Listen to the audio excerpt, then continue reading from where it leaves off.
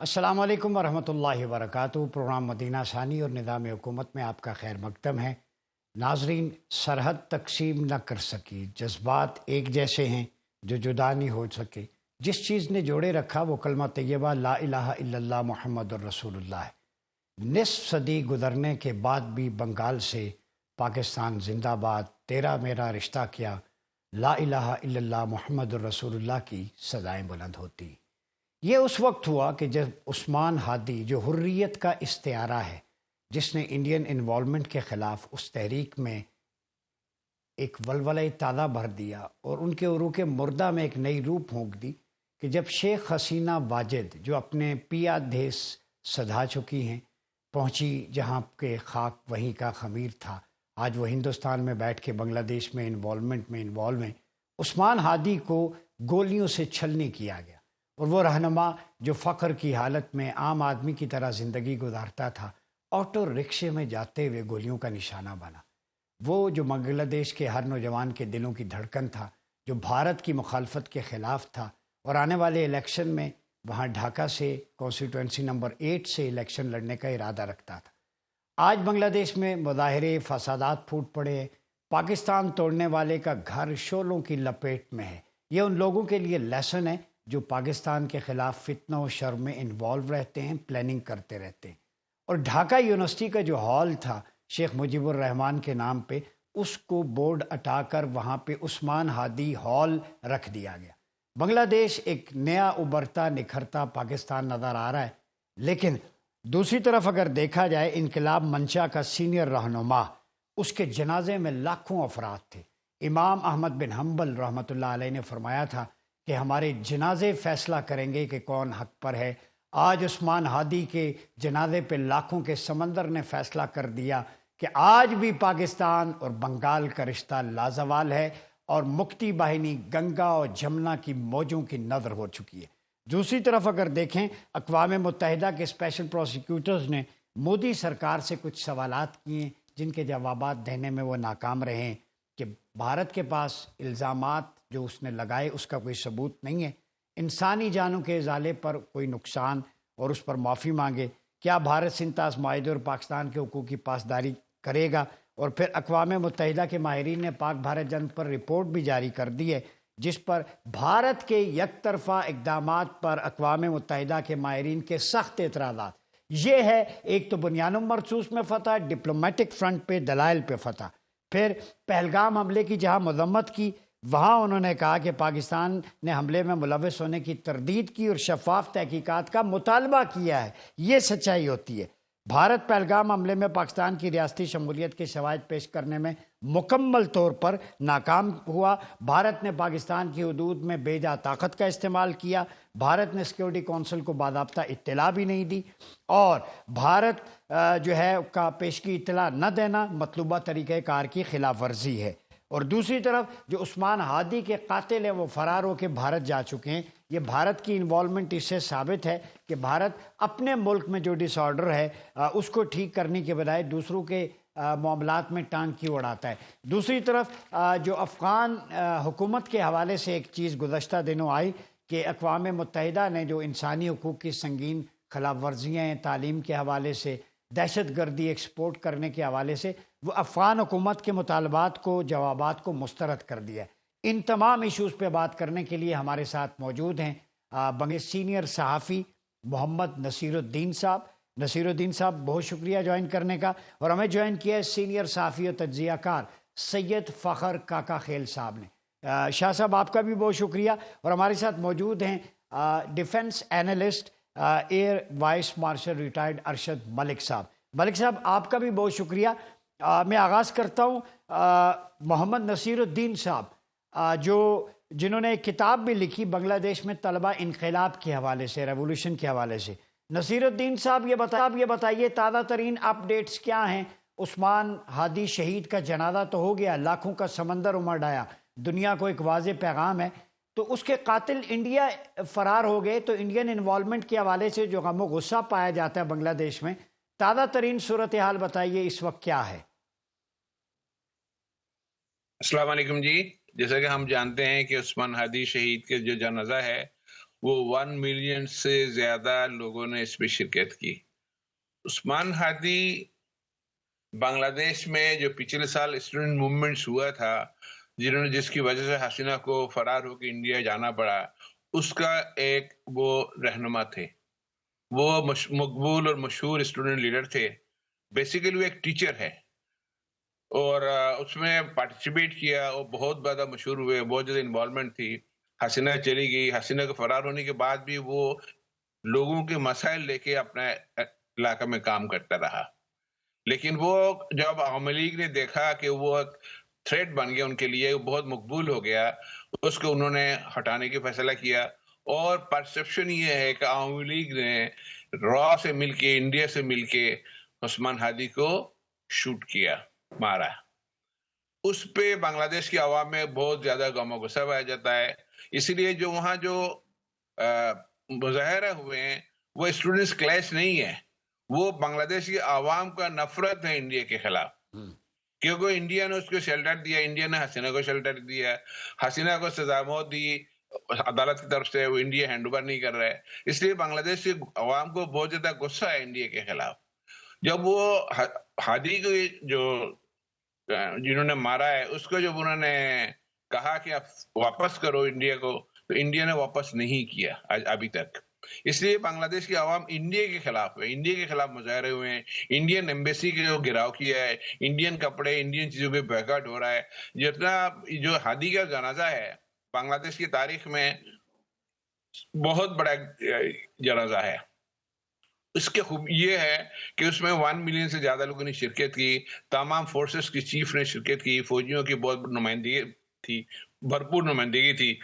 تمام head of the status جو ہے اداروں کے سارے شامل تھے، غیر ملکی سفیر شامل تھے. یعنی ایک وہ نیشنل پروگرام ہو گیا. اور دوسری بات، اس کو جو دفن کیا گیا وہ کبھی پوائٹ نزرول جو ہے اس کی قبرستان کے ساتھ دفن کیا گیا. یہ ڈھاکہ میں جو ڈھاکہ یونیورسٹی ہے جو نواب سلیم اللہ خان نے بنا کر دیا تھا، نوابوں نے جگہ دی تھی ان کو یہ جو پارٹیشن سے پہلے، اس یونیورسٹی کی حدود کے اندر ہے اور یہ مسجد کے ساتھ ہے. نظرول نے جو جس طرح پاکستان کے پوائٹ ہے علامہ اقبال، بنگلہ دیش کی پوائٹ نظرول ہے. پوائٹ نظرول اس نے وصیت کی تھی اس کا جنازہ ایسے جگہ میں ہو جہاں اس کے قبر کو اذان کی آواز سنائی جائے. اس لیے اس کی جو قبر ہے ڈھاکہ یونیورسٹی کی جو مسجد ہے اس کے ساتھ ہے. اب ہادی کیونکہ نزرول کا بہت زیادہ پوائنٹ پڑھتا تھا، پوئٹری پڑھتا تھا، تقریروں میں بہت زیادہ فین تھا، اس کی کوئی گفتگو، کوئی تقریر نزرول کا پوائنٹ کے علاوہ نہیں ہوتا تھا. اس لیے اس کو نزرول کے فین کی طور پہ پورا بنگلہ دیش کے لوگوں نے لیا.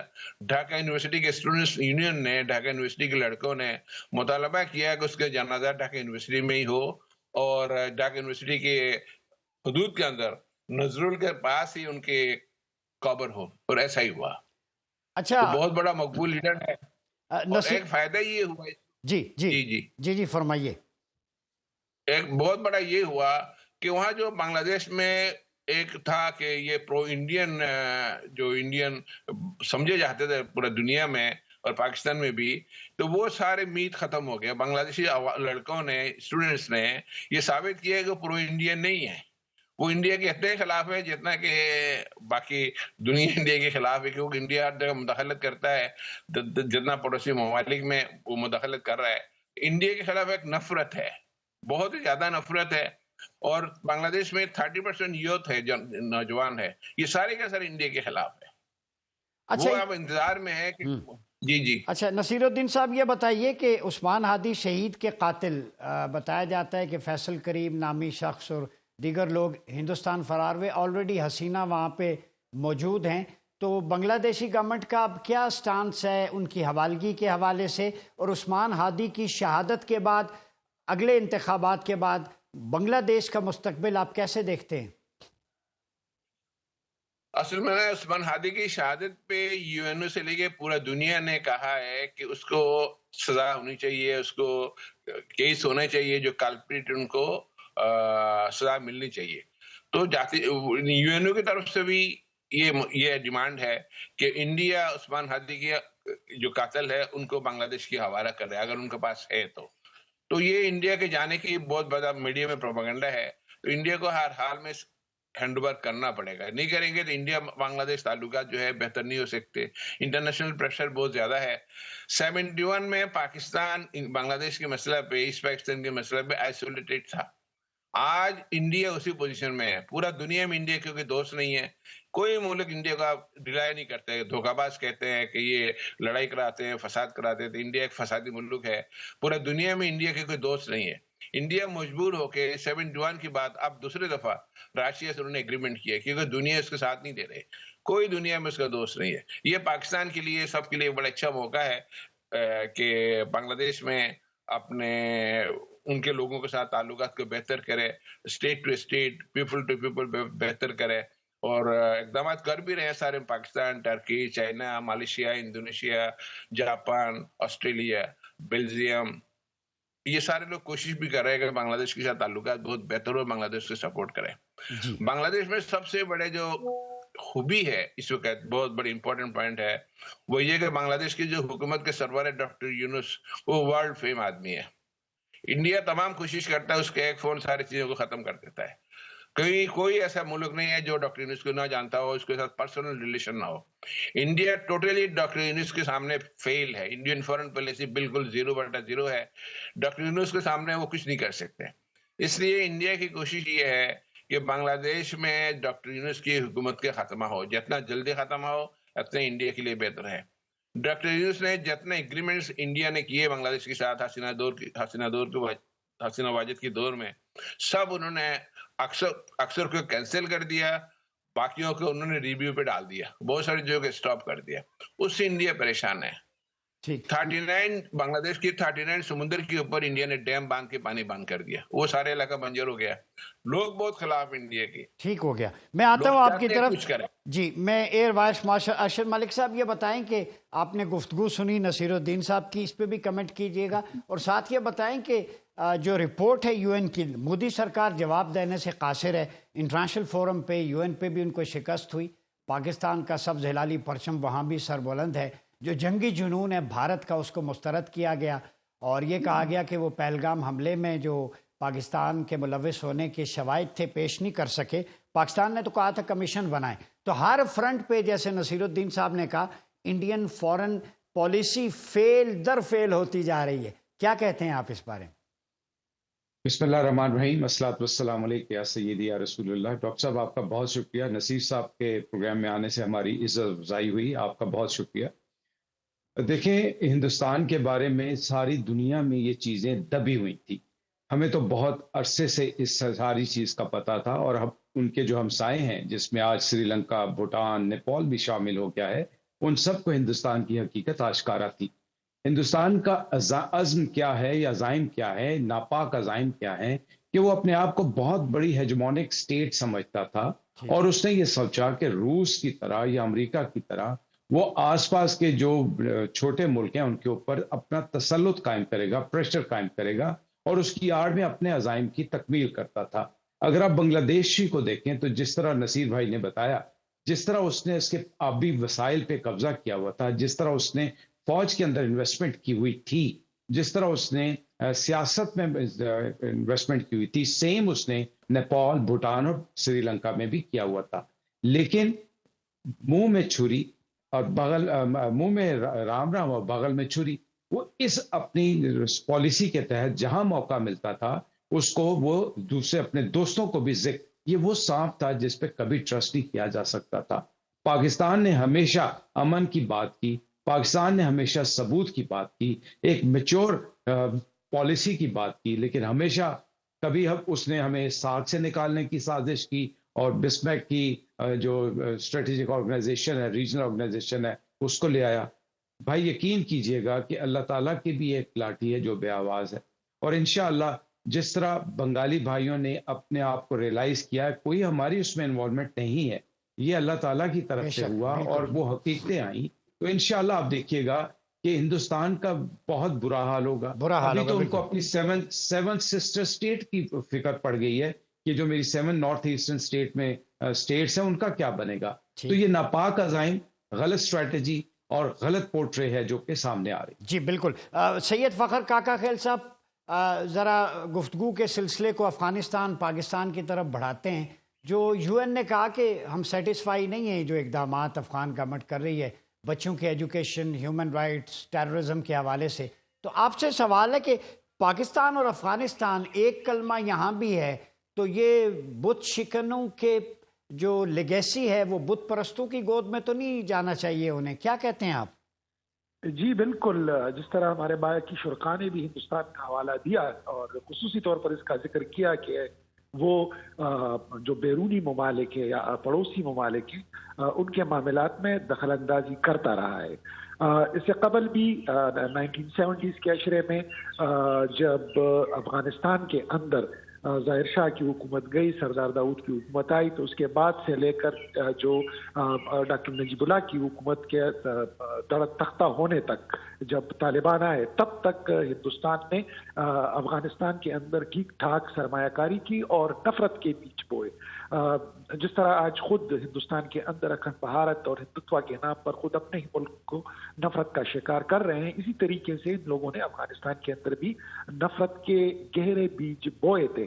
لیکن بعد ازاں وہی ہوا جب یو این کے کمپاؤنڈ میں ڈاکٹر نجیب تھے تو اس وقت یو این نے یہ کہا تھا کہ ہندوستان ان کو پناہ دے، لیکن اس وقت جو کابل میں ہندوستان کے سفیر تھے وجے نمبیار، اس کے باقاعدہ شواہد موجود ہیں، کتابیں لکھی جا چکی ہیں کہ وہ بعد ازاں ڈاکٹر نجیب کے پاس گئے اور انہوں نے ڈاکٹر نجیب کو کہا کہ ہم ان کے لیے مجاہدین کو ناراض نہیں کرنا چاہتے. یعنی گویا 180 پر یہ الٹے چلے گئے اور وہ افغان حکومت جو ان کے بھروسے پر قائم تھی، ان کی مدد پر قائم تھی، عین موقع پر انہوں نے ڈاکٹر نجیب کو تنہا چھوڑ دیا اور بعد میں ان کا جو انجام ہوا اس سے تو تاریخ واقف ہے.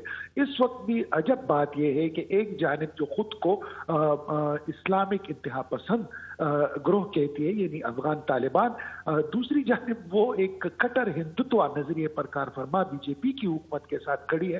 تو یہ میرے خیال میں یہ غیر فطری سا اتحاد ہے اور اس کا بھی طالبان کو نقصان ہی پہنچے گا، کیونکہ اگر تاریخ کے حوالے سے دیکھیں تو افغانستان اور ہندوستان کی تہذیبیں تک ایک دوسرے سے علیحدہ ہیں، بلکہ ہندوستان کی بکس میں، کتابوں میں، ان کی تاریخ میں اور بدل بدل کر اس تاریخ میں یہ ڈالا جا رہا ہے کہ جو افغان حکمران جنہوں نے ہندوستان پر راج کیا وہ چور تھے، ڈاکو تھے، لٹیرے تھے، وہ عصمت دری میں ملوث تھے.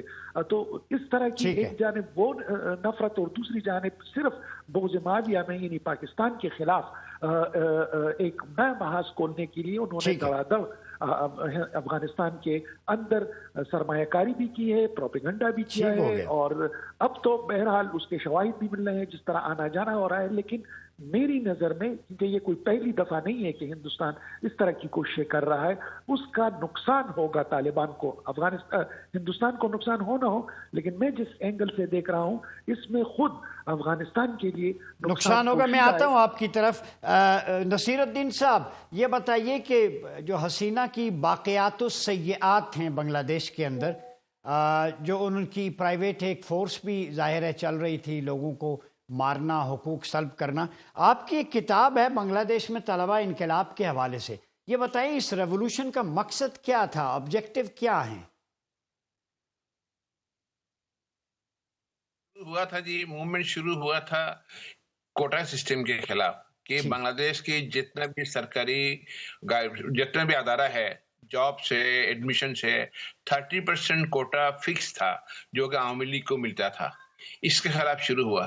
لیکن حسینہ واجد کی 16 سال کی جو دور حکمرانی ہے اس میں اتنا زیادہ ظلم کیا ہے، وہ ظلم میں شکار لوگ بھی اس میں شامل ہو گئے.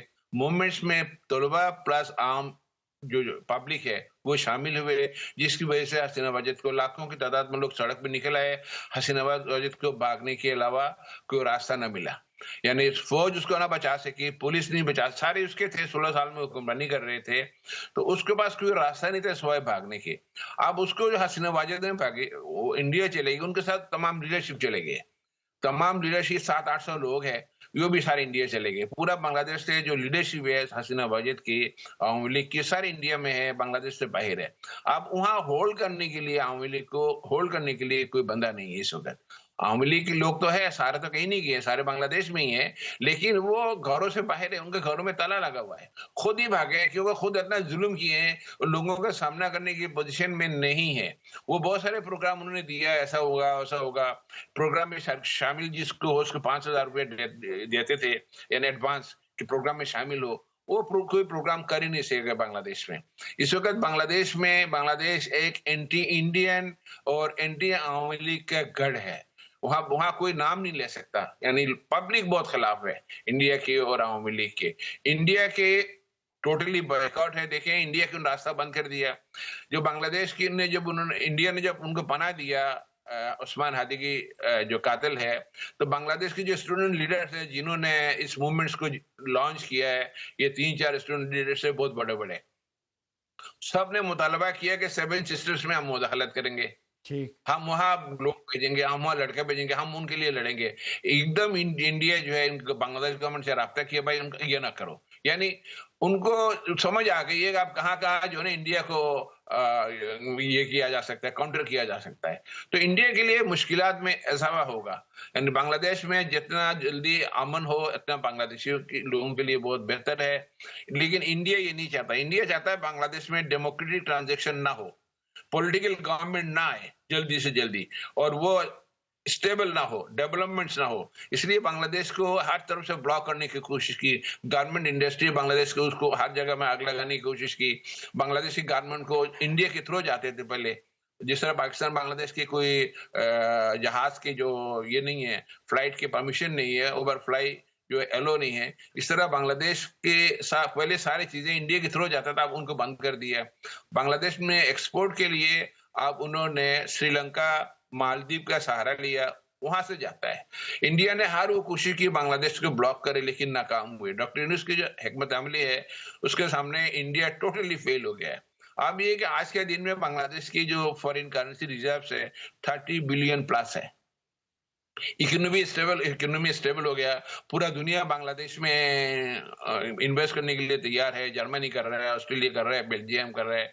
एक बात और बहुत इंपॉर्टेंट है, वो ये है कि बांग्लादेश में वीजा के लिए बांग्लादेशियों को इंडिया जाना पड़ता था। कोई एम्बेसी बांग्लादेश में वीजा नहीं इशू करता था। यूरोपियन यूनियन है, सारे अमेरिका है, सारे दुनिया। अब डॉक्टर यूनुस ने सबको बांग्लादेश में ऑफिस खोलने की रिक्वेस्ट की और तकरीबन सब ने ऑफिस बांग्लादेश में खोल दिया। बांग्लादेश के लोगों को, तलबा को इंडिया जाने की जरूरत नहीं पड़ती। ट्रीटमेंट के लिए चाइना ने ओपन कर दिया है, टर्की ने ओपन किया है, मलेशिया ने किया है, इंडोनेशिया ने किया है। यानी इंडिया की काउंटर बहुत सारे अल्टरनेट रास्ता उन्होंने ढूंढ लिया है, जिसकी वजह से बांग्लादेशियों को, बांग्लादेश गवर्नमेंट को कोई मुश्किल नहीं हो रहा। अब इंडिया को मुश्किल है। इंडिया के प्रोडक्ट बांग्लादेश में 8 बिलियन प्लस एनुअली आता है, वो ब्लॉक हो गया। इंडिया को 7 सिस्टर जाने के लिए ओवरफ्लाई बंद कर दिया, सारा रास्ता बंद है। बांग्लादेश के अंदर से जितना भी रेलवे की लाइन बिछाया था इंडिया ने, रोड इंफ्रास्ट्रक्चर डेवलप किया था 7 सिस्टर्स के लिए, ये सारे बंद है। अच्छा नसीर साहब, ये बताएं, चूंकि डॉक्टर यूनुस खुद भी माइक्रो इकोनॉमिक्स में, उन्हें अवार्ड्स भी मिल चुके हैं, एक्सपर्ट हैं, माहिर तालीम है। पाकिस्तान आपका घर है। पाकिस्तान के तालीमी इदारे, यूनिवर्सिटीज़ बांग्लादेशी तलबा के लिए खुले हैं। यहाँ पे कल्चरल एक्सचेंज प्रोग्राम के लिए आप आएँ, आपको वेलकम करते हैं। हिंदुस्तान, इसका मतलब है इतनी ज़्यादा इन्वॉल्वमेंट हसीना के दौर में थी, तो पाकिस्तान के पास जो एक्सपर्टीज़ हैं, हम दीदा दिल फर्शे रा किए बैठे हैं आपके लिए हर हवाले से, चूँकि आपका हमारा रिश्ता कलमा तैयबा का है। क्या कहते हैं आप? बिल्कुल सही है। बांग्लादेशी लोग भी ये था, देखना आप हर प्रोग्राम में नाराय तकबीर, अल्लाह अकबर के लगा नारा लगते हैं। देखें ये 1857 से लें, पलासी के जंग से लें, टीपू सुल्तान की जंग से लें, बांग्लादेशी को वहां तो सिर्फ मुसलमान ही और हिंदू एक लड़ाई है। अंग्रेजों ने जो 200 साल 190 ईयर्स की हुकूमत की है, वो हिंदुओं के साथ मिल के की है मुसलमानों के खिलाफ। मुसलमानों ने बगावत की हमेशा। टीपू सुल्तान के दौर से लेके 1857 की पलासी के दौर से लेके मुसलमान और हिंदू और अंग्रेज एक है, मुसलमान दूसरी तरफ है। तो मुसलमान पूरा बांग्लादेश के मुसलमान पूरा दुनिया के साथ है। इसके अलावा तो उनके पास कोई कॉन्सेप्ट ही नहीं है। यानी बांग्लादेश के मुसलमानों को मुसलमानों के साथ रहने के अलावा और कोई ऑप्शन ही नहीं है। मुसलमानों के साथ है, हमारे साथ। बहुत शुक्रिया नसीरुद्दीन साहब, आपने हमें ज्वाइन किया। नाज़रीन, गुफ्तगू का सिलसिला जारी। वेलकम बैक नाज़रीन, प्रोग्राम में एक दफ़ा फिर आपका खैर मकदम है।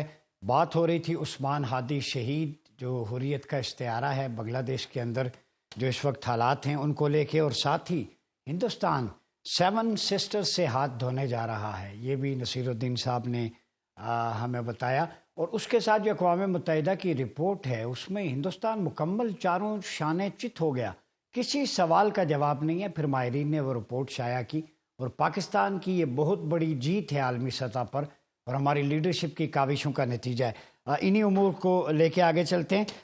ارشد ملک صاحب یہ بتائیے کہ یہ جو رپورٹ آئی ہے یونائٹڈ نیشن کے جو ایکسپرٹس ہیں، سنتاس معاہدے کے حوالے سے تسلی بخش جواب بھارت کے نہیں ہیں، اور اس کو کہا گیا انسانی حقوق کی خلاف ورزیاں بند کرے.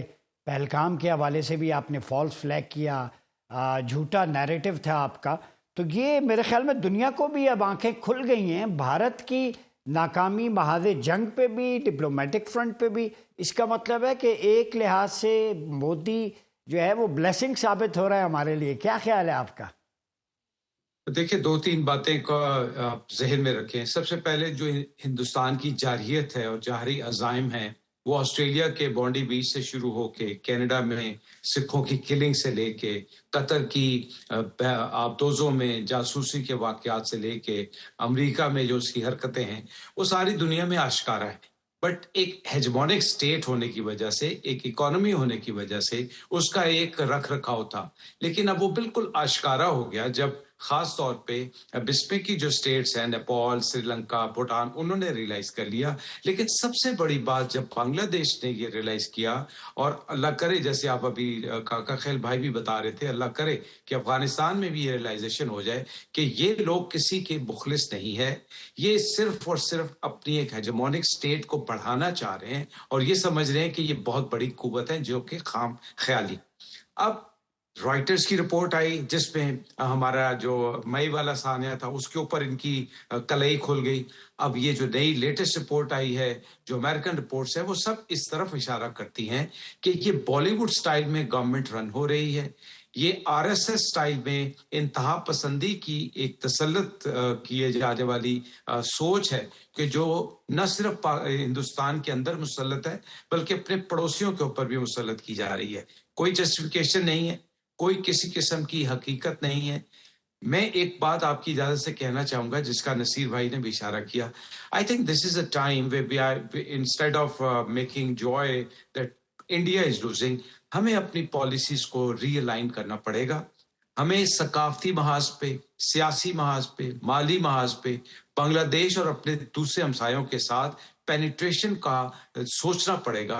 اور جیسے آپ نے بھی کہا کہ ہم دیدہ دل بیٹھے ہوئے ہیں، ہمیں اس سے آگے جانا پڑے گا. یہ بہت اچھی اپرچونٹی ہے جہاں پہ ہمیں اپنے پچھلے جو کچھ لوگوں میں، بنگال میں کچھ لوگوں کے ہمارے خلاف جو سوچ ہے اس کو بدلنا پڑے گا اپنے کنڈکٹ سے. اور یہ بہت گولڈن اپرچونٹی ہے. دنیا آپ کے ساتھ ہے، بیانیہ آپ کے ساتھ ہے، حالات و واقعات آپ کے ساتھ ہیں.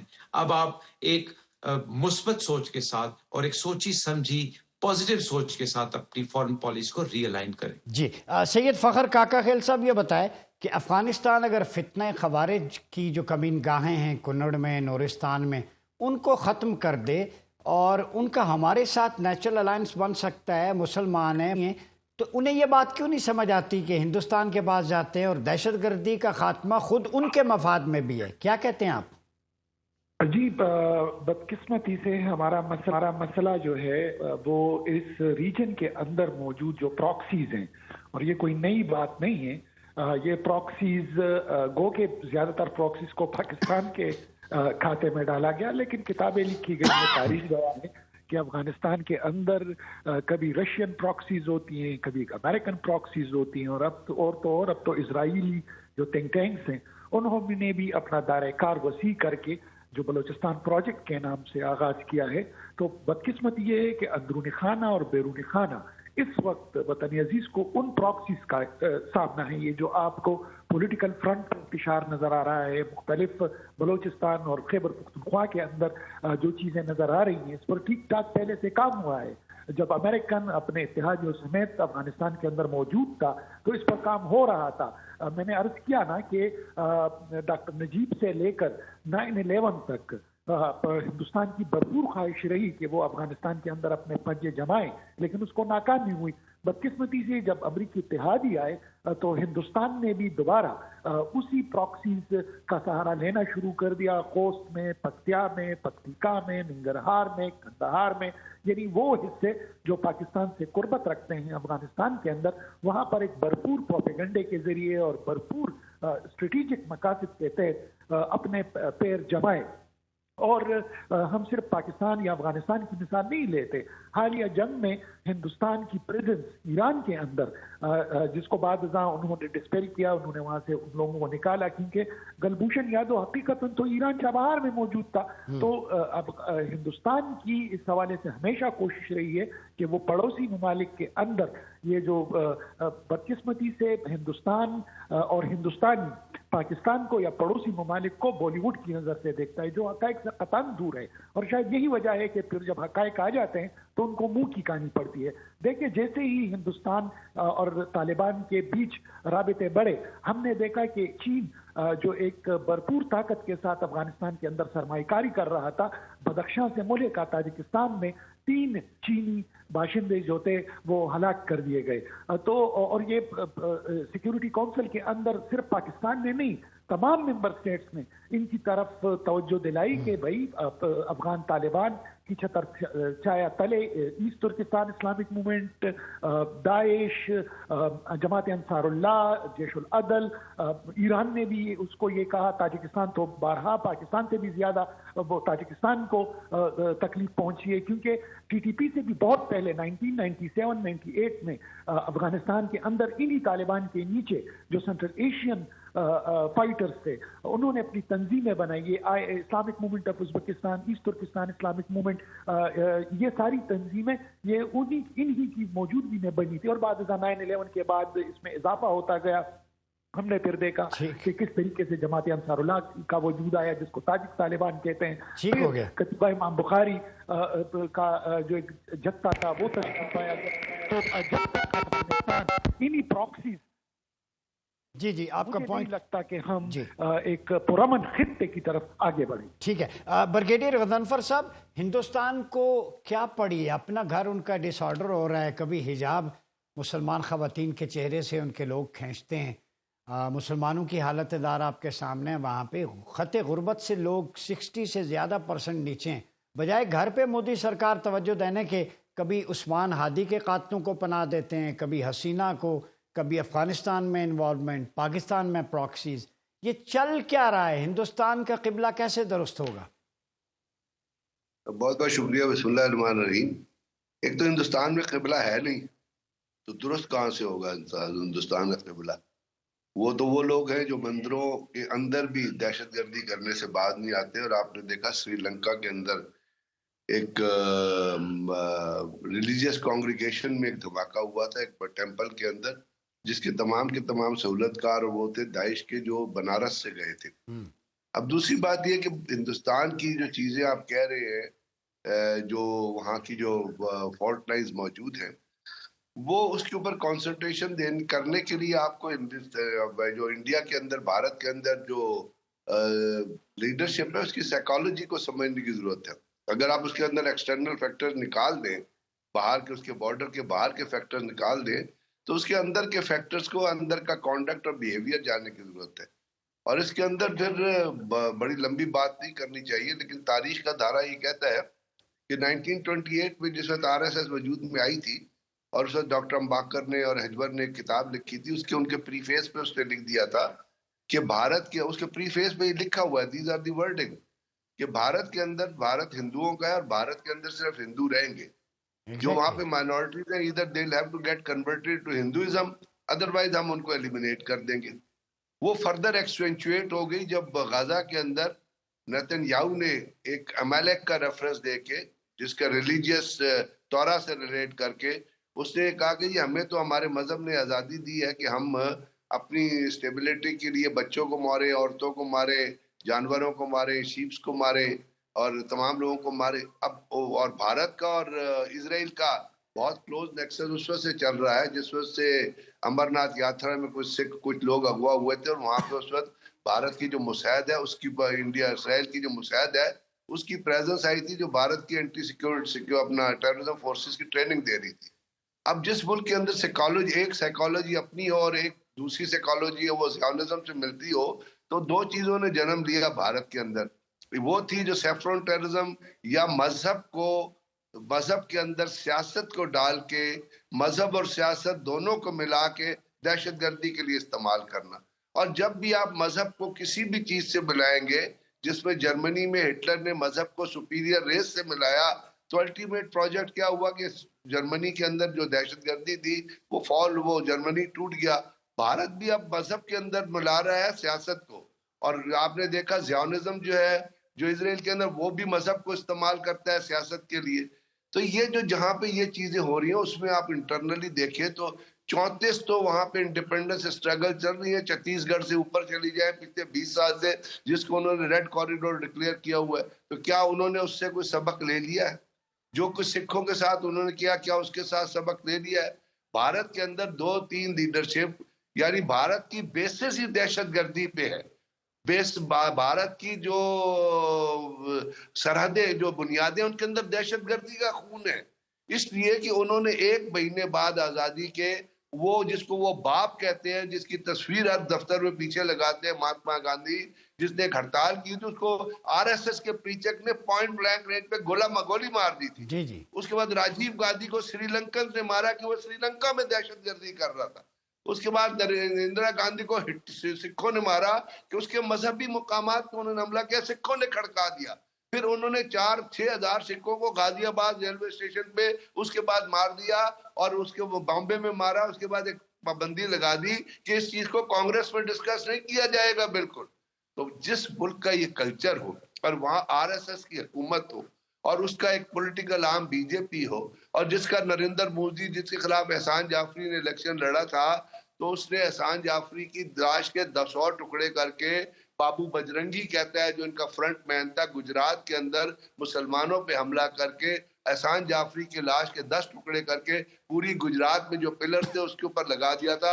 احسان جعفری کی فیملی سارا دن کال کرتی رہی کہ ہمارے اوپر حملہ کیا، پولیس آ کے ہمیں بچائے، لیکن کوئی نہیں گیا. ہندو بلوائیوں نے ان کو مار دیا. تو یہ جو کلچر ہے نا، اس کو سمجھ جائیں تو آپ کو لگے گا کہ بھارت کے اندر دہشت گردی اپنے اندر بھی بڑھے گی، انشاءاللہ وہ اس سے ٹوٹے گا.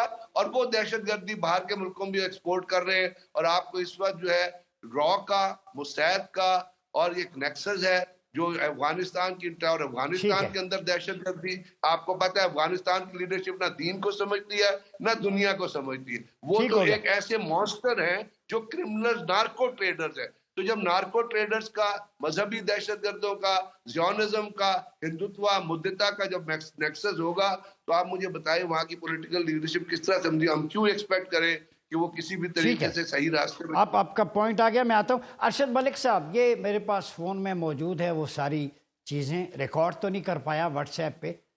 بھارت سے کچھ گدی نشین جو سجادہ نشین مسلمان ہیں، سادات فیملی سے 2 ہیں، میں ان کو کوٹ کرنا چاہوں گا اپنے ناظرین کے لیے. انہوں نے کہا ہے کہ ہمارے بزرگوں کے مزارات کو منہدم کر کے وہاں پہ مندر بنائے گئے، اور اب آخری مزار رہ گیا جس پہ وہاں منہدم کر کے مندر بنا رہے ہیں، پوجا ہوگی. یہ کس قسم کی فلسفی ہے کہ جو قبریں ہیں اولیاء صلحاء کی، ان کو مسمار کر کے وہاں مندر اور مورتیاں؟ پاکستان میں کبھی کسی مندر کو یا گرجے کو گرا کے مسجد نہیں بنائی گئی. سیدنا عمر کے دور میں ایون گرجے کا حصہ جو مسجد میں تھا، واپس وہ حصہ گرجے والوں کو لوٹایا گیا. یہ تو اسلام کی انکلوسیونیس ہے. تو بھارت میں ابھی یہ جو سلسلہ چلا ہے درگاہوں کو منہدم کر کے وہاں پہ مورتیاں رکھنے کا، یہ مائنڈ سیٹ کہاں جا کے رکے گا؟ دیکھیں، ایک بات بڑی کلیئر کر لیجئے گا کہ ہندوستان میں انتہا پسندی ہے. انتہا پسندی کے ساتھ ساتھ جھوٹا بیانیہ ہے. جھوٹ میں شور تو ہوتا ہے، جھوٹ میں سپیڈ بھی ہوتی ہے، لیکن یہ نہیں ہو سکتا کہ جھوٹ میں کبھی بھی کوئی حقیقت، اس میں دیر سے ان کی حقیقتیں سامنے تو آ جائیں گی. ہندوستان جہاں تک آپ کا اور ہمارا تعلق ہے، یا اسلام اور غیر مسلموں کا تعلق ہے، ہندوستان کبھی بھی مسلمانوں کے لیے پازیٹیو نہیں رہے گا اور نہ ہی ہے. اب کرنا کیا ہے، ہمیں تو اس پہ دیکھنا ہے. دیکھیں، ہندوستان تو اپنے منہ کی کھائے گا. جو اس کے جارحانہ عزائم ہے، جو اس کی جھوٹی پالیسیاں ہیں، اپنے پڑوسیوں کے ساتھ جو غلط پالیسیاں ہیں، وہ سامنے تو آ جائیں گی. آپ نے کرنا یہ ہے کہ آپ نے سب سے پہلے اپنے اندرونی حالات کو مضبوط کرنا ہے. ایک میچور اسٹیٹ کے طور پہ سامنے آنا ہے، اور پھر اس بیانیوں کو لے کے نہ صرف ریجن میں نکلنا ہے، نہ صرف ریجنل الائنسز کو بہتر کرنا ہے، بلکہ دنیا کو یہ باور کرانا ہے کہ ہم جو شروع سے بات کر رہے ہیں کہ ہندوستان میں برداشت نہیں ہے، انتہا پسندی کا دورہ ہے، RSS سوچ ہے، اس سوچ کو بدلنے کے لیے پاکستان کا ساتھ دیں اور پاکستان کو مضبوط کریں، تبھی جا کے ہم اس علاقے میں امن آ سکتا ہے۔ اس علاقے میں امن آئے گا تو جنوبی ایشیا میں امن آئے گا، جنوبی ایشیا میں امن آئے گا تو لوگوں کی بھی زندگیاں آسان آ جائیں گی۔ ورنہ یہ تو بہت کم مثالیں ہیں جو آپ دے رہے ہیں۔ اگر آپ ایک عام مسلمان کی حالت ہندوستان میں جا کے دیکھیں تو اشک نہیں رکتے، ان کے آہیں نہیں رکتی، سسکیاں نہیں رکتی، جو ابھی جنرل صاحب بگیر صاحب نے فرمایا۔ اس طرح کی کئی ایسی مثالیں ہیں جس پہ انسانیت کراہتی ہے، سسکتی ہے، کہ جس طرح کے وہ بلیک ان کے خطرناک ارادے ہیں، اور جس طرح کے وہ غیر مسلموں کو بھی، مسلمانوں کو بھی، سوائے ہندوؤں کے سب کو رونتے چلے جاتے ہیں۔ جی ایئر وائس مارشل صاحب، آپ نے درست کہا، لیکن دوسری طرف وہاں کے مسلمان جو ہے، ابھی انڈین مسلم جو بزنس مین ہیں انہوں نے بھی فنڈنگ کی ہے بابری مسجد کے لیے، وہ تعمیر کر رہے ہیں دوسری جگہ پہ۔ ہمارے ساتھ موجود ہے رہنما جماعت اسلامی لیاقت بلوچ صاحب، بہت شکریہ۔ یہ بتائیے، ہندوستان میں بہت زیادہ کشمکش ہے، حجاب کھینچے جا رہے ہیں۔ ابھی جو میں سادات کو کوٹ کر رہا تھا، 2-3 کی کالز بھی آئیں کہ وہاں درگاہیں منہدم کر کے ان کی قبروں پہ مورتیاں رکھی جا رہی ہیں، اور اسی طرح بابری مسجد کے لیے مسلمانوں نے فنڈنگ کی، دوسری جگہ پہ تعمیر کرنے کا کہا جا رہا ہے، لیکن اب تک کی اطلاعات کے مطابق 25 سے زیادہ شہروں میں مسلمان خواتین کے حجابات چھینے جا رہے ہیں، چونکہ وزیر اعلیٰ نے چھینا تھا وہ ٹرینڈ۔ تو یہ مائنڈ سیٹ ہندوتوا کا کدھر جا رہا ہے، کیا کہتے ہیں آپ؟ جی بسم اللہ الرحمن، بہت شکریہ۔ دیکھیں، جو انڈیا کی صورتحال ہے کہ بھئی ایک عرصے تک تو انہوں نے یہ دنیا کو تاثر دیے رکھا کہ وہ ایک بڑی جمہوریت ہے اور وہاں سیکولرزم ہے اور تمام مذاہب کو آزادی ہے، لیکن در پردہ یہ تمام فرقہ وارانہ فسادات بھی ایک پوری تاریخ ہے جو ہندوستان کے چہرے پر ایک کلنگ کے ٹیکے کی حیثیت رکھتی ہے۔ لیکن وہ ایک تاثر اپنی جگہ موجود رہا، لیکن جیسے جیسے یہ RSS مضبوط ہوتی چلی گئی اور پھر BJP اس کا ایک پولیٹیکل ونگ کی صورت میں انڈیا پر جو مسلط ہوا، اس کے بعد سے تو وہاں جمہوریت بھی، انسانی قدریں بھی اور انسانوں کی آزادی بھی پامال ہیں، اور خاص طور پر اقلیتیں جو ہیں کہ وہ اس وقت بہت ہی ایک قسم پرسی اور ہندو توا کے ظلم و زیادتی کا شکار ہے۔ اس کا ایک تازہ شافتانہ ہے کہ باہر کے وزیر اعلیٰ نے ایک اسناد کی تقسیم اور ڈگری ایوارڈ کے موقع پر جو ایک مسلمان عورت کے نقاب کو نوچا، وہ حقیقت میں ایک عورت کا نقاب نہیں نوچا، انہوں نے پورے انڈیا کے چہرے پر جو سیکولرزم کا ایک جھوٹا نقاب تھا اس کو نچوڑا ہے اور اس کو کھینچا ہے، جس سے یہ ساری چیزیں بے نقاب ہو گئی۔ اور ہم سمجھتے ہیں کہ بھی ہندوستان ہر طرح کی زیادتی کر رہا ہے، ہمسائے اس سے تنگ ہے، کشمیر کی آزادی اس نے چھینی ہے، اقلیتوں کی زندگی اجیرن ہو چکی ہے، اور پھر سب سے بڑھ کے جو ہے کہ بھئی ان کی عبادت گاہوں پر جو حملے ہو رہے ہیں، پہلے بابری مسجد کو شہید کیا گیا اور اب مساجد کے اوپر حملے کیے جاتے ہیں، درگاہوں پر حملے کیے جاتے ہیں، اور وہاں زبردستی جو ہے وہ مورتیاں رکھنا کیا اپنے ہندو توا کے اس ذہن کے مطابق اپنی ایک پرتشدد چیزوں کو مسلط کر رہے ہیں۔ تو یہ وقت آ گیا ہے کہ بھی خود اقوام متحدہ بھی اور تمام انٹرنیشنل فورمز بھی، اور اسی طریقے سے جو انٹرنیشنل کورٹ آف جسٹس ہے، وہ ان چیزوں کا نوٹس لے کہ بھی اتنے بڑے ملک میں کروڑوں لوگ جو ہیں کہ وہ اپنے بنیادی حقوق سے محروم کیے جا رہے ہیں، اور بہار کے وزیر اعلیٰ کے تازہ اس واردات نے تو پوری دنیا کے لیے آنکھیں کھول دی ہیں، چشم کشا ہے یہ واقعہ۔ تو اس اعتبار سے یہ قابل مذمت بھی ہے، لیکن بلوچ صاحب خود بھی جی میں آتا ہوں کہ عثمان ہادی کی شہادت بنگلہ دیش میں لاکھوں کا جنازہ، ڈاکٹر شفیق الرحمان بھی وہاں تھے، ڈاکٹر یونس بھی تھے، جماعت اسلامی کے مختلف رہنماؤں نے وہاں قربانیاں دیں، پھانسی کے تختے پر چڑھے، اسلام اور پاکستان کے نظریے کے لیے، تو 50 سالہ کوشش کے بعد بھی حسینہ سرکار بنگالیوں کے دلوں سے اسلام اور پاکستان کا ولولہ اور رشتہ نہیں نکال سکی۔ کیا دیکھتے ہیں عثمان ہادی کی شہادت اور اس کے جو قاتل ہیں ہندوستان میں فرار ہو گئے؟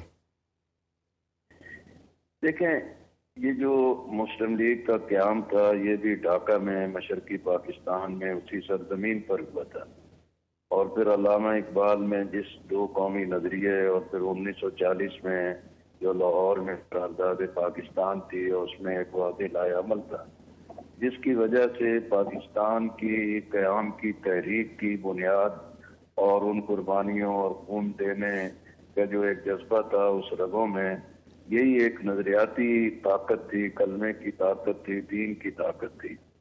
لیکن جب ان چیزوں کو نظر انداز کیا گیا، اس میں نظریاتی ظلم بھی تھا، اس میں سیاسی ظلم بھی تھا، اور اس میں ریاستی طاقت کے ساتھ اندھے پن اقدامات تھے، انہوں نے بھی پاکستان میں جو ایک اثر نو تقسیم پیدا کی۔ لیکن وہ دو قومی نظریہ مرا نہیں تھا۔ جماعت اسلامی کی وہ لیڈرشپ کے جن پر یہ الزامات تھے کہ انہوں نے پاکستان کا ساتھ دیا، دو قومی نظریے کا ساتھ دیا، ان کو موت کی سزائیں سنائی گئیں، لیکن ان میں سے کوئی ایک آدمی بھی اس نظریے سے منحرف نہیں ہوا اور انہوں نے پھانسی کے پھندوں کو چوم لیا۔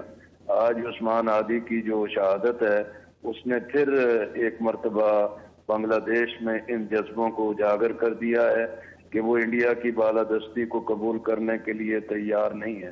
آج کا مقبول ترین نعرہ انڈیا یا ڈھاکہ، ڈھاکہ، ڈھاکہ، یہ ایک مقبول ترین نعرہ ہے، اور یہ اسی بات کی علامت ہے کہ پاکستان ہو، بنگلہ دیش ہو، ان کے لیے بحیثیت مسلمان اکثریتی جو آبادی ہے اس کے لیے نظریاتی، اصولی اور دینی بنیادوں پر جو راستہ اختیار کرنا ہے وہی طاقت اور استحکام کا راستہ ہے۔ ٹھیک ہے، اس پوری مدت میں جو پروپیگنڈا کیا گیا تھا وہ وقت اور حالات نے بالکل ثابت کر دیا ہے کہ بھی اس ساری تباہی کے پیچھے جہاں پاکستان میں آخری پوائنٹ لے لوں لیاقت بلوچ صاحب، سب سے بڑا ظلم تھا۔ جی بریگیڈیئر غضنفر صاحب، لاسٹ پوائنٹ، بنگلہ دیش پھر دوبارہ ابل رہا ہے، فروری میں الیکشن ہے، تو کیا دیکھتے ہیں آنے والی صورتحال کو؟ ون لائنر دے دیں۔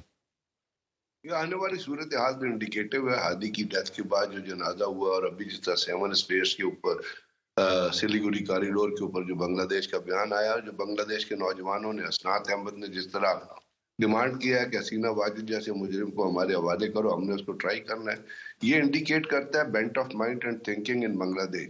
اور وہ جو کہہ رہے تھے نا جو کہ دو قومی نظریہ ختم ہو گیا، اصل میں وہ ختم نہیں ہوا تھا۔ وہ جو جگہ کوئی کسی بھی چیز کو جب آپ ہیجمنی سے اور زبردستی دبائیں گے اور جب لیڈرشپ بک جائے گی اپنے اصولوں کے خلاف، تو اس کا رزلٹ یہی ہوتا ہے جو آج آپ کو نظر آ رہا ہے کہ بنگلہ دیش ری اورینٹیڈ ہوا ہے، اینڈ انشاءاللہ they are going to stand as a par against India in coming times. بہت شکریہ محمد نصیر الدین صاحب، سید فخر کاکا کیل صاحب، AVM ارشد ملک صاحب، بریگیڈیئر غضنفر صاحب اور لیاقت بلوچ صاحب۔ گفتگو آپ نے سنی۔